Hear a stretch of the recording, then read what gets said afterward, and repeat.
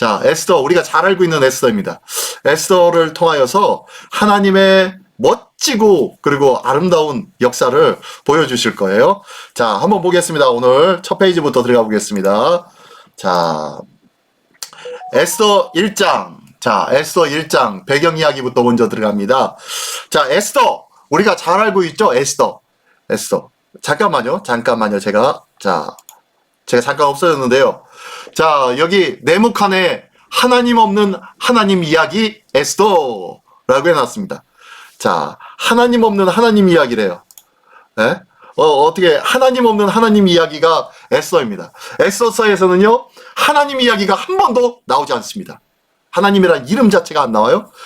그 밖에 율법, 제사, 안식일 없습니다.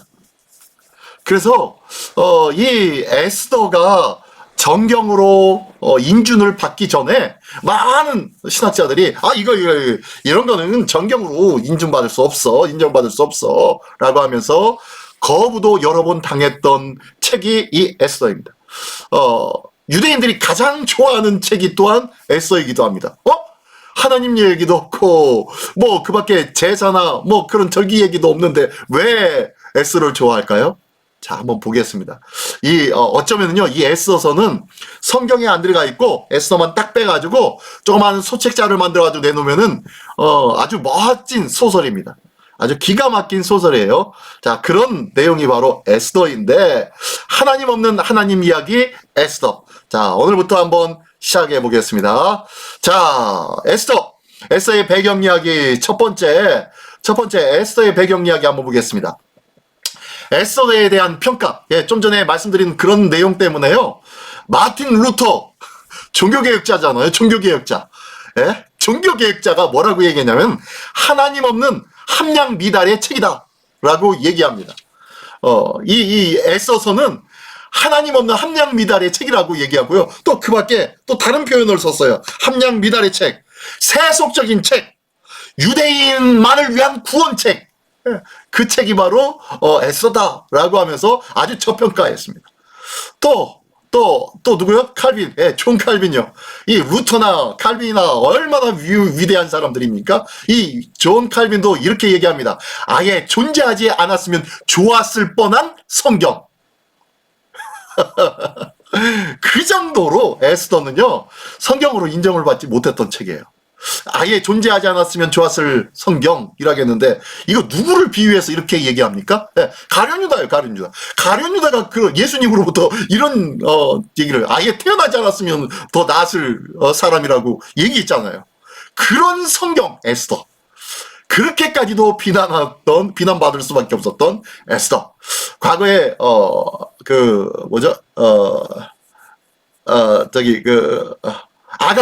아가서도 그랬는데, 아가서도 너무 야해요. 너무 그래요. 라고 하면서 굉장히 천대받았었는데, 에스더 역시 그런 많은 신학적인, 쟁론들이 많이 있었던 책이 바로 이 에스더입니다. 자, 이 에스더는요, 언제 기록되었느냐. 자, 1차 포로기한과 2차 포로기한 사이에 나타난 사건이에요. 1차 포로기한이 있고 난 다음에, 수르바벨 총독에 의해서 1차 포로기한이 있고, 그리고 뭐가 세워집니까? 성전이 세워지죠. 성전이 세워졌지만 결국에는 그곳에서 온전히 제사를 드렸습니까? 제사를 드리지 못했어요. 그래서 나중에 2차 포로기한을 하였을 때 에스라와 함께한 2차 포로기한을 통하여서 성전에서 어떻게 온전히 예배할 수 있도록, 그리고 또 니에미아를 통하여서 성벽을 다시 쌓을 수 있도록 이런 일들이 일어났는데, 그 일들이 사건이 일어나기 전에 1차 포로기한 이후에 사건이 어디에서요? 페르시아 땅에서 있었던 거예요. 다시 한번 얘기하면요, 우리나라가 일제 포로기한 있었는데, 이 포로기한 때에, 포로시대 때에 한국에서는 어떤 일이 일어나요? 3.1 운동도 일어나고, 갖가지 운동이 막 일어났었죠. 근데, 어디에 있어요? 일본. 그것도 일본의 황궁. 일본 황궁에서, 황제의 아내 되려고 하는 이 에스더. 그 이야기가 나오는 것이 이 에스더입니다. 그러다 보니까 이 책이 참 애매모호한 부분들이 있어요.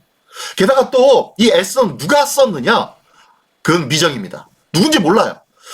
제가 먼저 이제 한번, 시청하시고 오라고 했던 한 10분 분량의 그러한, 영상이 있었죠? 거기에 보면요, 미정이라고 정확하게 나오는데, 많은 사람이 그럼에도 불구하고 아마, 이 책은 에스라가 썼을 것이다. 라고 얘기합니다. 에스라가 있었던, 사역하였던 시대하고, 그리고 에스더의 시대하고 거의 맞물립니다. 그리고 에스라가 2차 포로기한 때 예루살렘으로 왔지만 이 2차 포로기한 바로 직전에 이 에스더의 왕궁에서 누구를 섬기고 있었어요? 그 에스더가 황제를 섬기고 있었잖아요. 그랬던 자가 바로 황제를 섬긴 게 아니라 그곳에서 있었던 자였잖아요. 그러다 보니까요, 그 에스더로 말미암아 그곳에서 유대인들이 죽임당할 뻔한 그런 놀라운 사건들을 경험했던 자가 이 에스라였어요.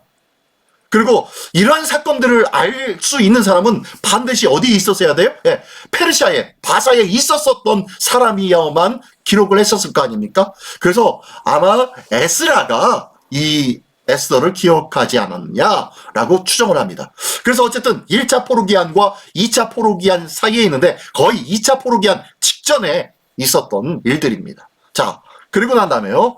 자, 또 볼까요? 예, 어떤 번역? 예, 오늘 중심 내용. 자, 오늘 그러면 에스더 1장. 오늘 1장에서의 어떤 내용이 있느냐 봤더니요. 아수에로 왕. 자, 아수에로 왕이 등장합니다. 이 아수에로 왕이라는 이 페르시아의 왕이 즉위한 후에 127 지방의 귀족들과 지방관을 어떻게 해요? 수산궁으로 초대를 합니다. 얼마나요? 네, 170일간. 170일간이면 달수로 하면 며칠이에요? 예. 6달입니다. 6달. 6, 38. 예. 6달에 6살. 이 6달 동안 잔치를 벌입니다. 127 지방이라고 했는데 우리나라처럼 전라도, 경상도 뭐 이런 지방 요 정도의 사이즈가 아닙니다. 여기서 얘기하면 한 지방 하면은요 한 나라예요. 한 나라급이에요. 여기 나중에 보면은 나오는데요. 그 인도에서 자기까지 해가지고 어마어마한 당시 고대 중동 지역을 완전히 세계의 전 지역을 뭐 제패했다고 얘기해도 과언이 아닐 정도로 어마어마한 지역을 차지하고 있었던 나라가 바로 이 페르시아였죠. 자, 어쨌든 이 페르시아에는 127 지방이 속하였고 127개의 나라가 속하였고 그리고 그곳에 귀족들과 지방관들을 다 데려다가 어떻게요? 자기가 머물고 있는 수상궁에서 잔치를 벌인 거예요. 6개월 동안. 얼마나 힘들었을까요? 아무튼 그래놓고 그걸 통해서 자신의 부함과 위엄을 자랑하는 그런 자리가 바로 이 오늘 에스더의 1장의 시작입니다. 그런데 거기에 왕후, 그러니까 왕의 부인 왕후 와스디라는 왕후가 있었는데 그 와스디의 어마어마한 사건이 나타납니다. 그 사건이 바로 1장에 있습니다. 자, 그 에스더 1장 한번 한 절 한 절씩 읽으면서 한번 알아보기를 원합니다. 자, 제목이 뭡니까? 나라의 부함과 위엄을 위하여. 자, 1장 1절부터 몇 절까지냐면요. 1절부터 8절까지인가요? 8절까지입니다. 1절부터 8절까지 나라의 부함과 위엄을 위하여라는 제목이 있는데 한번 읽어보겠습니다. 이 일은 아하수에로 왕 때에 있었던 일이니 아하수에로는 인도부터 쿠스까지 자, 인더스 지역부터 구스, 저쪽, 구스면은요, 자, 아프리카 대륙에 있는 저쪽, 서쪽에 있는 아프리카의 서쪽, 중간 더 지나서 있는 그쪽이, 구스예요, 구스. 어마어마하게 큰 땅을 차지했죠. 구스까지 127 지방을 다스리는 왕이라 당시 아하수에로 왕이 수산궁에 즉위하고 라고 했는데요. 한번 아하수에로 왕이 누군지 아십니까? 우리가 잘 아는 왕이에요. 우리가 잘 아는 왕. 그 왕을 크세르크세스라는 왕으로 세계사에는 유명한 왕이죠. 그 왕이 어디에 나오냐면요. 영화 300이라는 영화에 페르시아의 왕으로 등장합니다. 지금 양팔을 벌리면서 저렇게 등장하죠. 등장하면서 뭐라고 얘기하냐면요. 나는 관대하다 라고 하면서 등장했던 인물이 저 크세르크세스예요. 이게 이 사람이 이 아수에르 왕입니다. 아수에르 왕이 오늘 주인공이고요. 또 나중에 에스더의 남편이죠. 예, 아주 대단했던 왕이고 전쟁을 아주 대단히 많이 했던 왕입니다. 그리고 약간 흥청망청의 상징이 되고 있는 왕이에요. 자, 어쨌든 한번 보겠습니다. 계속. 자, 아무튼 3절 볼게요. 왕에 있은 지 제3년에 그의 모든 지방관과 신하들을 위하여 잔치를 베푸니 바사와 메대의 장수와 각 지방의 귀족과 지방관들이 다 왕 앞에 있는지라. 예, 127지방의 모든 관직에 있는 높다 하는 그런 방백들이 다 데려온 거예요. 다 초청한 거예요. 며칠 동안? 예, 6개월 동안 초청합니다. 그래놓고 거기서 왕이 뭐 하려고요? 예, 사절을 보니까 왕이 여러 날, 곧 180일 동안의 그의 영화로운 나라의 부함과 위엄의 혁혁함을 나타내리라. 예, 뭐 하려고 한 거예요? 뭐 하려고? 돈 자랑하려고 한 거예요. 돈 자랑. 자기의 부와 자기의 위엄이 이렇다라는 거예요. 자기의 부함이 내가 가지고 있는 재산이 이 정도야. 나의 위엄이 이 정도야. 라는 것을 보여주려고요. 왜요? 127개의 그런 지방, 한 나라라고 했잖아요. 나라이기 때문에 그들을 다스리기 위해서는요, 뭡니까? 예, 이 황제 국가의 그 황제의 위엄과 아주 두려운 그런 아주 그 모습들을 이 지방의 방백들에게, 신하들에게 온전히 보여줘야 돼요. 그래가지고 저들이 돌아가면서 함부로 해서는 안 될 것 같은데, 괜히 말 한마디 잘못했다면 큰일 날 것 같은데 라는 생각을 주어야 돼요. 그러니까요, 그걸 데리고 와가지고 우리가 얼마나 부유한 나라인지, 얼마나 위험에 찬 왕인지를 확실하게 보여줄 기회를 잡은 거예요. 6개월 동안. 자, 그러면서 5절에 이 날이 지남에, 자, 이 180일이 지남에 또한 또 도성 수산에 있는 귀천간의 백성을 위하여 왕궁 후원뜰에서 7일 동안 잔치를 베풀세. 예. 이거 6개월이 딱 지나고 나니까 그동안 6개월 동안 이거 많은 방백들을 이렇게 대접하느라고 얼마나 많은 사람들이 수고했을까요? 그죠? 그러니까 7일 동안 어떻게 너희들 잘 먹고 수고했어. 잘했어. 라고 하면 치사하기 위하여서 어떻게 하는 거예요? 7일 동안 또 뒤풀이를 한 거예요. 뒤풀이를 한마디로. 뒤풀이도 베풀어 줍니다. 자, 계속 볼게요. 자, 그리고 뒤풀을 베풀어 줬는데, 자, 그동안 그 궁궐에서는 어떤 모습이 있었느냐? 백색, 녹색, 청색 휘장을 자색 가는 줄로 대일석 기둥은 은고리에 메고 금과 은으로 만든 걸상을 화반석, 백석, 운모석, 흑석을 깐 땅에 진설하고, 기가 막히죠. 아무튼 만국기도 걸어놓고, 그 다음에 온갖 그 휘장을 쳐가지고 아주 막 그냥 거창하게 해놓고, 그리고 모든 대리석 위에다가 은으로 금으로 만든 책걸상을 다 놓고 다 앉게 만들어 놓고, 그리고 7절에 금잔으로 마시게 하니 자네 모양이 각기 다르고 왕이 풍부하였으므로 어주가 한이 없으며. 이게 무슨 소리냐면요, 그냥 금잔으로 마시겠대요. 근데 그 금잔의 모양이 다 다르네요? 왜 달랐을까요? 네, 모두 탈취물이에요. 127개국을 다 점령하면서 그것은 대단한 것들, 그곳에서 제사 때 썼던 그 화려한 것들, 그런 것들을 다 가지고 왔잖아요. 그러다 보니까 그 중에서 금만 다 골라서 금그릇으로 된 것으로 지금 잔치를 벌이고 있는 거예요. 그러니까 모양이 다 달라요. 화려함의 극치죠. 화려함의 극치. 자, 8절에 보니까요. 맛있는 것도 법도가 있어 사람으로 억지로 하지 아니하게 하니 이는 왕이 모든 국내 관리에게 명령하여 각 사람이 마음대로 하게 함이더라. 자, 다시 한번요. 저희 노란 것만 볼게요. 7절에 왕이 풍부하였으므로 어주가 한이 없으며. 이게 무슨 소리예요? 왕이 부자여서 어주가 한이 없대. 네. 왕이 아주 특별하게 만들어서 왕이 마시는 술, 그리고 왕이 베푸는 술, 이게 어주죠. 예, 이 어주가 어떻게 해요? 한이 없었대요. 끝이 없었대요. 왕궁궐에 술이 가득하였대요. 그래서 마시는 것도 법도가 있는데, 예, 뭐죠? 주도라고 하죠. 주도. 예, 술에는 법도가 있죠. 우리나라 주도에는 뭐가 있어요? 따르면 두 손으로 바꿔. 그리고 마실 때 윗사람 할 때 마시면 고개를 돌려서 마셔야 되고, 이런 것들, 이게 주도죠. 그죠? 이런. 근데 여기에는 나름대로 마시는 법도가 있었던 것 같아요. 그것들 중에서 맞은편에 사람이 일어나기 전에 내가 먼저 나 그만 마실 거야 하고서 내 빼고 뒤돌아서서 나가면 된다 안 된다? 안 된다. 이런 여러 가지 법도가 있었대요. 그런데 이 법도도 어떻게요? 그날만큼은 없앴대요. 이 법도가 있어야 규격이 있고 헛된 일들, 엉망진창의 일들이 되지 않나요? 근데 이 법도가 있지만 그것을 억지로 하지 않게 그냥 폐쇄했대요. 그날만큼은. 그러니까 사람들이 먹으라 마시라 완전히 축제 분위기가 된 거죠. 축제 분위기가. 누구의 명령으로? 네, 왕의 명령으로. 네. 그렇게 했다는 거예요. 각 사람 마음대로 하게 했다는 거예요. 그러니까 얼마나 대단하고 얼마나 웅성웅성거리고 얼마나 큰 잔치 자리가 되었겠습니까?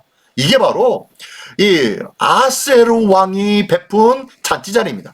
이런 잔치 자리를 만들어 놓고 그리고 난 다음에 많은 사람들에게 보여주고. 근데 이때 왕이 이런 모습을 보면서 이것을 즐기고 이것에 와가지고 파티에 참여한 사람들을 보면서 127개국의 많은 사람들이 와가지고 그곳에서 웅성웅성거리면서 왕이요 뭐 감사합니다 뭐 경아드립니다 뭐 이러면서 막 여기저기에서 이야기하면서 왕에게 치하하고 있는데 이 모습을 보면서 왕이 좋을까요 안 좋을까요? 한마디로 기분 째지겠죠. 기분 째집니다. 자, 그런 상태예요. 그런 상태에 자, 왕의 그럴 땐 쾌락 추구와 진노라고 했는데요. 자, 그런 상태에 문제가 발생됩니다. 어떤 문제가 발생됩니까? 자, 9절. 왕후 와스디도 아수에로 왕궁에서 여인들을 위하여 잔치를 베푸니라. 예. 자, 왕후 와스디라는 왕후가 있었는데 이 와스디라는 왕후도요 내조의 아주 여왕 같아요. 참 지혜롭고 대단했던 여왕 같아요. 왕후였던 것 같아요. 자, 이 아수에로 왕이 왕궁에서 그렇게 하니까요 자기도 어떻게 해요? 여인들만 따로 불러가지고 여인들을 위해서 잔치 자리를 만들어 놓은 거예요. 왜냐면은 왕궁궐에는 여자가 함부로 들어갈 수가 없기 때문입니다. 그러니까 여자들만을 위하여서 잔치 자리를 또 이렇게 베푼 거예요. 한마디로 내조하는 거죠. 내조. 왕은 남자들을 이 남자들과 따라온 여자들은 같이 이쪽에서 같이 이 와스디가 이렇게 해주는 거예요. 자, 그렇게 베풀었습니다. 그리고 난 다음에 10절 제7일에 왕이 주웅이라 자 마지막 날이에요. 마지막 날 다 끝나고 이제 왕이 기쁘잖아요. 너무너무 기쁘잖아요. 잔치로 다 끝났어요. 이제 제7일 마지막 7일 날이었으니까 다 끝났어요. 이때 왕이 뭐해서 주흥이 일어나서 한마디로 뭐예요? 술에 취해서 막 흥이 극에 달랐어요. 술에 취해가지고 막 어쩔 수 모르는 그런 막 기쁨과 막 감격이 차 있는 거예요. 좋아서요. 자, 일어나서 어전 네시, 자, 네시들을 부릅니다. 네시를 무흐만, 비스다, 하르보나, 빅다, 아박다, 세달, 가르가스 이 7사람의 네시를 부릅니다. 명령합니다. 뭐라고요? 11절. 왕후 와스디를 청하여서 왕후의 관을 정제하고 왕 앞으로 나오게 하여 그의 아리따움을 묵백성과 지방관들에게 보이게 하라 하니 뭐예요? 왕후를 데려오라는 거예요. 갑자기 왕후는 지금 뭐 하고 있어요? 여인들과 위해서 그 위에서 뒤에서 잔치하고 있는데 왕후를 데려오라는 거예요. 당시 어떤 신학자는 이런 얘기합니다. 이 왕후를 데려왔다. 그리고 이 왕후의 아리따움을 많은 사람들에게 보여주고 자랑하려고 했다라고 했을 때 아마 이 왕후에게 이 아하스웨로 왕이 여기 왕후의 관을 정제하고 왕 앞으로 나오게 하여 라고 했는데 왕관만 쓰고 나오라고 했다. 그러므로 다 빨개벗겨가지고 왕관만 씌워서 나오게 했다라고 그렇게도 해석하시는 분도 있어요. 근데 그 정도는 좀 심했죠. 어떻게 1개국의 왕인데요. 그죠? 네, 그렇지 않고 아마 이 와스디가 아주 미모가 있고 그리고 몸매가 탁월했던 그런 아주 출중한 외모를 가진 그런 왕비였던 것 같아요. 그러니까 이것을 자랑하고 싶어가지고 와스디를 데려오라고 했는데 보란이 있는 왕후의 용모가 보기에 좋음이라. 예, 12절. 근데 문제가 발생합니다. 왕후 와스디는 네시가 전한 왕의 명령을 따르기 싫어하니 왕이 이에 진노하여 마음속에 불붙는 듯 하더라. 예. 이 잔치 자리에서 와 데리러 와! 라고 했는데 세상에 왕후가 뭐합니까? 거절한 거예요. 어머 왕께서 왜 이러신데 술 취해서 아유 세상에 주정을 부리시네 라고 하면서 아마 거부했던 것 같아요. 근데 이 거부한 것을 어떻게 해요? 이 왕은 화가 난 거예요. 지금 이 잔치는 뭘 위해서 만든 거예요? 예. 자기의 부와 그리고 위엄을 많은 전국의 많은 사람들에게 보여주려고, 모든 열방과 반백들의 앞에 그 위엄을 나타내려고, 그래서 자기 아내를 부르라고 했는데 그 아내가 어떻게 합니까? 딱 씻어버리고 거절해버린 거예요. 이 왕후는 아마 술에 취했으니까 술주정으로 아마 그랬었나 보다 라고 생각도 돼요. 근데 이 왕의 입장은 그렇지 않아요. 세상에 내가 이 잔치를 왜 벌였는데 내 말을 거역해? 라면서 속에 어떻게 해요? 불 붙는 듯 하더라 라고 얘기합니다. 그래서 13절, 왕이 사례를 아는 현자들에게 묻되, 왕이 규례와 법률을 아는 자에게 묻는 전례가 있는데, 자, 무슨 소리냐면요. 자, 왕이 함부로 자기 마음대로 하지 않습니다. 자기 마음대로 하지 않고, 이럴 때는 어떻게 해야 되냐라고 묻습니다. 현자에게. 근데 이것을 묻는 때가 있어요. 아무 때나 물을 수가 없어요. 아무 때나 옆에 그런 현자가 있는 것이 아니니까요. 자, 계속 볼게요. 14절, 그때 왕에게 가까이하여 왕의 기색을 살피며 나라 첫 자리에 앉은 자는 바사와 메대의 7장관 곧 가르스나와 세달과 아드마다와 다시스와 메레스와 마르스나와 무무간이라, 예, 무무간이라 라고 했는데 이 무무간 기억하십시오. 어쨌든 자, 이렇게 이 사람들을 이 7 지방관을 불러가지고 이거 어떻게 해야 됩니까 이거 라고 하니까 이 사람들이 눈치를 싹 살피는 거예요. 지금 왕의 기색을 살피며, 예, 첫 자리에 앉은 사람들이 왕의 눈치를 싹 살핍니다. 그러면서 15절에 왕후 와스디가 4시가 전한 아하수에로의 왕의 명령을 따르지 아니하니 규례대로 하면 어떻게 처지해야 할 거냐 라고 묻는 거예요. 지금 이 모든 것을 7명의 지방관들이 들으면서 눈치를 보고 있는 거예요. 함부로 말 잘못하면은 안 될 것 같거든요. 그러니까 왕은 비록 뭐 술 취했을 때 그렇게 했다고 하지만 이제 다 지나서 그 다다음 날인가 뭐 그 정도 되겠죠. 뭐 첫 자리에 앉아가지고 이렇게 앉아가지고 하는 말이, 아, 그때 이런 일이 있었는데 이 왕후를 어떻게 처리해야 돼? 이거 이대로 처치하지 않고 그냥 넘어갈 수 있는 부분이 아니잖아!라고 하면서 지금 묻고 있는 거야. 자, 이런 상황입니다. 왕이 그릇된 쾌락에 짓눌려가지고 자기의 즐거움, 자기 위협을 드러내려고 하는 일, 그리고 이 일에 대해서 보필을 안 해주고 내 명령을 거역했다는 것, 그 한 가지 이유로 화가 납니다. 자, 그래서 어떻게 하냐면 이 사람들에게 묻는 거예요. 지금 물었더니, 자, 얘기 한번 보겠습니다. 자, 아까 뭐 한다고 했죠? 예. 14절에 왕의 기색을 살피며, 예, 눈치를 보는 거예요. 눈치를 보는 중에, 자, 그릇된 조언과 조서 발표, 예, 그릇된 조언을 하기 시작합니다. 보겠습니다. 16절. 무무간이, 자, 무무간이래요. 무무간. 다시 한번 볼게요. 앞에. 자, 누구라겠죠? 저 14절에 보니까요. 바사의 베데 7 지방관 곧 가르스나 세달과 아드마다와 다시스와 메레스와 마르스나와 맨 마지막에 무무간이라. 자, 이스라엘 이 당시 고대 중동에서는요, 이 순서가 굉장히 중요하다겠죠? 아주 중요하고 높은 사람은 앞에, 별로 안 중요한 사람은 뒤에, 그리고 약하고 계급 낮은 사람도 뒤에라고 했죠. 맨 마지막에 기록된 자네요. 뭐예요? 가장 계급이 낮고 젊은 사람 같아요. 자, 그 무무간이 왕의 기색을 살피면서 이야기를 합니다. 자, 16절. 무무간이 왕과 지방관 앞에서 대답하여 이르되, 왕후 와스디가 왕에게만 잘못했을 뿐만 아니라 아수에로 왕의 각 지방의 관리들과 묻 백성에게도 잘못하였나이다 라고 얘기합니다. 지금 눈치를 싹 살피고 있다가 이 가장 젊고 가장 눈치를 제대로 이렇게 말을 제대로 표현하는데 좀 어색하고 했던 이런 무무관이 어떻게 해요? 아유, 왕이 최고인데 높이다가 보니까 왕의 말씀, 왕의 명령을 거역했어? 그러면 어마어마하게 잘못한 거죠? 왕에게만 잘못한 것이 아니고 그곳에 있는 사람들이 얼마나 많았습니까? 각 지방의 관리들을 무시한 것 아니겠습니까? 또한 각 지방의 관리를 무시했다는 거 뭡니까? 각 지방의 백성들을 다 무시했다는 것 아니겠습니까? 라고 하면서 일을 막 크게 확대시키고 있습니다. 자, 그러면서 17절. 아수에로 왕이 명령하여, 이제 이 말을 듣고 아하수에로 왕도 아마 핀이 돌았죠. 자, 아하수에로 왕도 명령하여 왕후의 와스디를 청하여도 오지 아니하였다는 왕후의 행위의 소문이 모든 여인들에게 전파되면 그들도 그들의 남편을 멸시할 것인즉, 지금 이 무무간이 계속 얘기하고 있는 것입니다. 자, 18절. 오늘이라도 바사와 메대의 귀부인들이 왕후의 행위를 듣고 왕의 모든 지방관들에게 그렇게 말하리니 멸시와 분노가 많이 일어나리이다. 예. 뭐예요? 왕후 때문에 이 소리를 들은 지방간의 많은 귀부인들도 똑같이 그렇게 행할 것 아니겠습니까? 19절.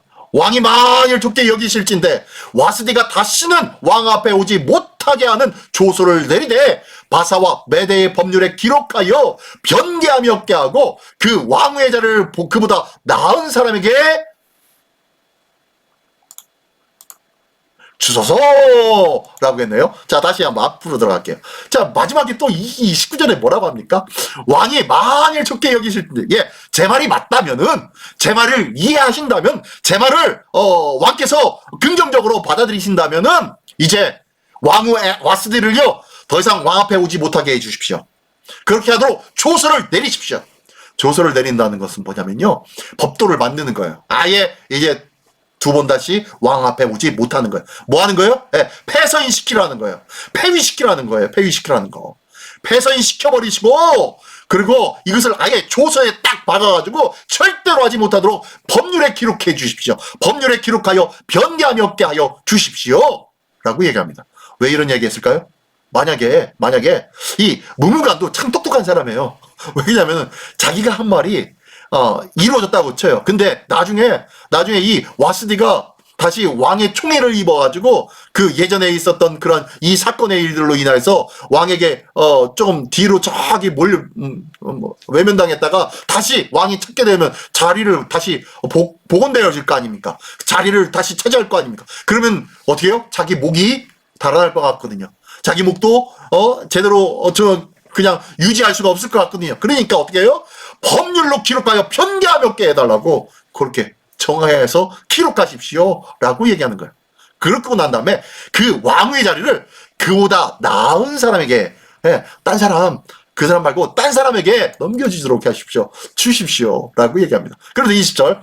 왕의 조서가 이 광대한 천국에 반포되면 귀천을 망라하고 모든 여인들이 그들의 남편을 존경하리이다 하니라. 이렇게 되면은 여자는 남편에게 함부로 대해서는 안 되는구나. 남편이 명령하면 줄곧 온전히 복종을 해야 되는 거구나. 그제서야 모든 천국에 있는 모든 여인들이 다 알아서 남편을 존경하게 될 것입니다. 라고 지금 얘기하고 있는 거예요, 지금. 기가 막힌 얘기를 하고 있죠, 지금. 자, 그러면서 21절. 왕이 지방관들이 그 말을 오케이 여긴다. 예, 왕과 지방관들이 그 말을 듣고서 잘했어 맞아 라고 얘기하는 거예요. 그러면서 왕이 무무간의 말대로 행하여, 자, 그 말대로 똑같이 행합니다. 22절. 각 지방 각 백성의 문자와 언어로 모든 지방에 조서를 내려 이르기를 남편이 자기의 집을 주관하게 하고 자기 민족의 언어로 말하게 하라 하여더라. 이게 무슨 소리입니까? 자, 자기 집을 주관하게 남편. 예, 지금 이 이야기를 많은 사람들에게 다 알려주어서, 다 반포하여서 이 이야기를 모두 알게 하여서 왕의 명령을 거절했던 이 와스디가 폐위되어 버렸다라는 것을 알게 해서 남편의 권위가 얼마나 중요한지 모든 여인들이 다 알아서 이제 왕을 존대할 수 있도록, 왕을 어떻게 해요? 존경할 수 있도록 그런 가정을 만들 수 있도록 해라. 그리고 우리나라가 여러 민족을 정복하다 보니까 그 나라의 말들이 다르고 언어가 다르고 문자가 다르고 다 다른데 보니까 한 집안에 이 지방의 여자, 저 지방의 여자, 저 나라의 여자, 여러 여자들이 있는데 각 나라 말로 하다 보면은 언어가 통한다 안 통한다? 네, 안 통해요.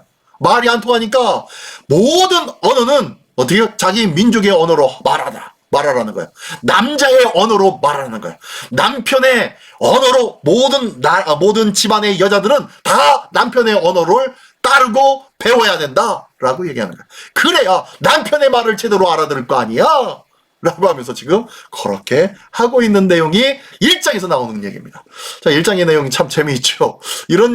이게 바로 이제 에스더가 시작되어지기 위해서, 기반이 지금 왜 에스더가 왕비가 될 수밖에 없었는지 그 이야기를 지금 해주고 있습니다. 근데 우리 한번 생각해 보기를 원합니다. 자, 항상 이제 시간이 되었으니까요. 함께 품어보는 주님의 마음. 자, 첫 번째 한번 생각해 보겠습니다.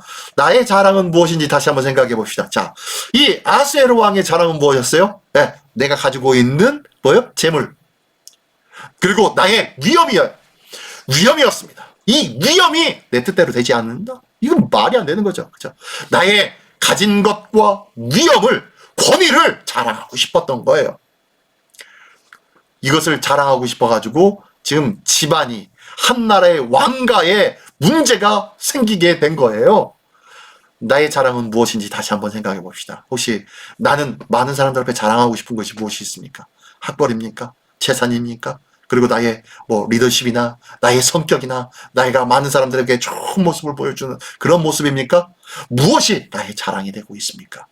그것을 얼마만큼 자랑하고 싶습니까? 정말로 그것이 나의 자랑이 되고 있습니까? 내가 정말로 자랑하고 싶은 것이 무엇이냐는 거예요. 내가 가지고 있는 학벌도 아니고 내가 가지고 있는 지혜도 아니고 지식도 아니고 무엇이냐는 거예요. 예수 그리스도가 나의 자랑이 되어야 할 줄 믿습니다. 예수 그리스도가 자랑이 될 때 우리는 이런 아수에로의 이런 허무맹랑한 그런 행위를 하지 않을 거예요. 자, 두 번째로는요. 나는 무엇과 부딪혀 이성을 상실해 보았습니까? 자, 무슨 소리냐면요. 아수에로 왕이 왕후에게 와라, 왕관을 정제하고 와라라고 하니까 이 왕후가 어떻게 해요? 안 간다고 술 드시냐고 왜 그러시냐고 아마 그러면서 외면했던 것 같아요. 이거에 빡쳤어요. 왜 그랬어요? 자기는 지금 많은 사람들 앞에 자기의 위엄을 보여주고 싶었어요. 근데 그것을 거절해요? 그러니까 이것이 빡친 거예요. 혹시 영린이라는 말 들어보셨습니까? 영린. 예. 영린이라는 것은 뭐냐면요. 이 용 있죠? 용. 예, 용. 이 동양에 나타나는 용. 이 용에게는 비늘이 있지 않습니까? 비늘이. 근데 이 비늘 중에서 영린, 거꾸로 박혀있는, 이 비늘이 하나 있다는 거예요. 이 용에게는. 그래, 용은요, 아주 막 괴팍하고 막 힘있고 자기 마음대로 하는 그런 존재가 아니고 아주 온순한 존재라고 합니다. 예, 온순한 존재인데, 이 온순했다가 이 영린을 한번 건드리면 어떻게요? 이 온순했던 용이 완전히 뒤바뀌어가지고 세상을 다 뒤집어 엎어버리는 아주 포악한 존재로 바뀌어지는 존재가 바로 이 용이라는 거예요. 거기에 영린이라는 것이에요. 이 영린을 건드리지 않으면은 그 용은 뭐예요? 아주 온순해요. 편안해요. 근데 이 영린만 건드리면은 문제가 됩니다. 어마어마한 큰 문제가 됩니다. 자, 많은 사람들이 이런 영린을 가지고 있어요. 한마디로 자기 자신의 상처 아닌 아주 상처가 있어요. 아주 자기 자신의, 아킬레스건이 있어요. 자기 치명적인 뭔가가 있어요. 근데 평상시에는 아무렇지도 않다가도 이것만 한번 건드리면은 빵! 터지는 경우가 있죠. 네, 이런 것들이 있는데, 나에게는 무엇이 있습니까? 라는 거예요. 나에게 이런 영린 같은 이성을 상실해버릴 정도로 화를 치밀게 하는 그런 조건, 그런 언어, 그런 상황, 이런 것들이 있는데 그것은 무엇인지 한번 생각해 보자는 거예요. 저에게도 있어요, 저에게도. 저는요, 제가 생각한 것, 제가 계획한 것들이 안 맞잖아요? 제대로 안 되면은 뻥 터집니다. 그래가지고 뻥 터져요, 아무튼. 식당에서도 내가 생각하는 것들이 안 나오면은 뻥 터지는 경우가 있어요. 물론 맨날 터지는 건 아니지만 어쨌든 좀 그래요. 제가 계획하고 했던 것이 어지간하면 제가 다 이루어지고 다 될 것을 알고 이렇게 계획을 하는데 이런 것들이 안 되면요 막 조급해가지고 어쩔 줄 모르고요. 운전할 때도 막 이런 것들이 안 되거나 아니면 시간이 갑자기 지체된다든가 이러면요 막 뻥 터져가지고 좀 이러더라고요. 자, 나에게 이성을 상실할 만큼 그렇게 치명적인 약점이나 이런 것들이 있나요? 그것들이 뭔지 한번 생각해 보기를 원합니다. 자, 그리고 세 번째로 결코 좋은 상황이 아님에도 불구하고 하나님의 은혜였음을 인정할 수밖에 없었던 경험이 있습니까? 라고 했는데요. 이건 뭐냐면요. 지금 상황이 지금 뭐 이제 그 왕궁 궁궐 안에 피바람이 불 것 같아요. 그렇죠? 피바람은 불지 않지만 어쨌든 이제 왕후가 폐위될 거고 그리고 새로운 왕비가 이제 선출될 거예요. 이 왕후가 폐위되어지는 것, 폐서인되어지는 것, 이 상황을 보면은요, 기가 막힌 상황 아닙니까? 어떻게 이런 일들이 일어납니까? 그리고 그 왕이 얘기한 거, 술 취해서 이야기한 거, 이거 말 한 번 안 들어줬다고 왕후를 폐위시킨다는 거, 이게 말이나 되는 겁니까? 그죠?